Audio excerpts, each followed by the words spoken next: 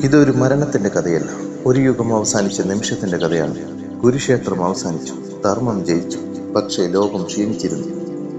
ദ്വാരകയുടെ കടൽ തീരത്ത് അവൻ നിശബ്ദനായി നിന്നു. അവൻ കൃഷ്ണൻ. അവൻ ഓർത്തു, ഗാന്ധാരിയുടെ ശാപം ഇന്നും കാലത്തിന്റെ കാതിൽ മുഴങ്ങിക്കൊണ്ടിരിക്കുന്നു. എന്റെ വംശം പോലെ നിന്റെ വംശവും നശിക്കട്ടെ, അവൾ പറഞ്ഞു. അവൻ അത് കേട്ട് പുഞ്ചിരിച്ചിരുന്നു. കാരണം അവനറിയാം, ദൈവം പോലും കർമ്മത്തിൽ നിന്ന് വിട്ടുനിൽക്കുന്നില്ല. യാദവന്മാർ ശക്തിയിൽ വളർന്നു, പക്ഷേ അഹങ്കാരത്തിൽ മുങ്ങി. ചിരി കലഹമായി, കലഹം രക്തമായി മാറി. സഹോദരൻ സഹോദരനെ കൊന്നു, സുഹൃത്ത് സുഹൃത്തിനെ വീഴ്ത്തി. ഇതെല്ലാം കടൽക്കരയിൽ നിന്ന് അവൻ നോക്കിക്കണ്ടു.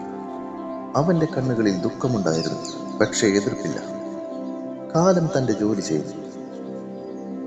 അവസാനം അവൻ ആ ഒരാൾക്ക് വേണ്ടി നടന്നു. കാടിന്റെ നടുവിൽ ഒരു മരത്തിന്റെ ചുവട്ടിലിരുന്നു.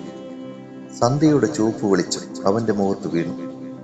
അന്നേരം ഒരു വേട്ടക്കാരൻ ദൂരെ വെച്ച് കണ്ടത് ഒരു മൃഗത്തിന്റെ തലയെന്ന് കരുതി അമ്പ് വിട്ടു. അത് അവന്റെ പാദത്തിൽ തറച്ചു. വേട്ടക്കാരൻ ഓടിയെത്തി. അവൻ കണ്ടത് കൃഷ്ണനെ. പ്രഭു, എന്നോട് ക്ഷമിക്കണം. കൃഷ്ണന് പുഞ്ചിരിച്ചു. ഭയപ്പെടേണ്ട, ഇത് സമയം. ആകാശം നിശബ്ദമായി, കാറ്റ് നിമിഷനേരം നിർത്തിയതുപോലെ. ഒരു യുഗം അവസാനിച്ചു. പക്ഷേ കൃഷ്ണൻ പോയില്ല. ഇന്നും നമ്മളുടെ ഇടയിൽ ജീവിക്കുന്നു. ഗീതയിലൂടെ ഓരോ ഭക്തന്റെ ഹൃദയത്തിൽ.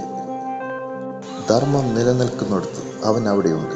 അവന്റെ യുഗം ഒരിക്കലും അവസാനിക്കില്ല. തുടരുക തന്നെ ചെയ്യും.